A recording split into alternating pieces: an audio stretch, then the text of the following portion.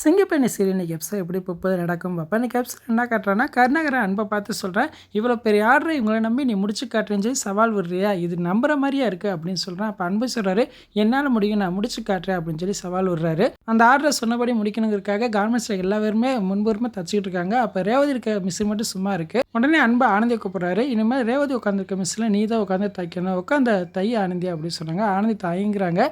நான் சொல்லி நீ உட்காருங்க அப்படின்னு சொல்லி உட்கார வச்சுக்கிறாங்க. அப்புறம் ஆனந்தி தச்சுக்கிட்டு இருக்காங்க. இதை கருணாகரன் பார்த்துறா, செம்ம டென்ஷன் ஆகிறா. அன்புட்ட பெரிய வாக்குவாதம் பண்ணுறா. அப்போ அன்பு சொல்கிறாரு, மொத்த ஆர்டரை ஒரே டைமில் முடிச்சு காட்டுறேன், நான் சவால் விட்டுருக்கேன், அதனால் இப்போ நான் தான் சூப்பர்வைசர், நான் சொல்கிறத இங்கே எல்லாரும் கேட்பாங்க அப்படின்னு சொல்கிறாரு. இதை கேட்டோன்னா கருணாகரன் இருளடிச்ச மாதிரி நிற்கிறான். அதுக்கப்புறம் பார்த்தா அரவிந்த் வந்து அங்கே அண்ணன்ட்டே சொல்லிக்கிட்டு இருக்கான், கார்மெண்ட்ஸ் எல்லாரும் வேலை பார்க்கும்போது மொத்த சரக்கு என்னால் ஒரே கண்டெய்னரில் ஏற்ற முடியும் அப்படின்னு சொல்கிறேன். இதை கேட்டு அவங்க அண்ணன் ரொம்ப சந்தோஷப்பெருமை கட்டுறாங்க. அதுக்கப்புறம் பார்த்தா ஆனந்தி ஹாஸ்டலுக்கு வராங்க. நடந்த விஷயத்தை எல்லாத்தையுமே அவங்க ஃப்ரெண்ட்ஸ்ட்டு சொல்கிறாங்க. அவங்க ஃப்ரெண்ட்ஸு உடனே ஆனந்தியை ஓட்டுறாங்க. அப்போ ஆனந்தி போகுதுண்டி என்னை ஓட்டுனது போதும் அப்படின்னு சொல்லி நான் தூங்க போகிறேன்னு சொல்லி தூங்க போகிறாங்க. அந்நேரம் உடனே ஃபோன் வருது.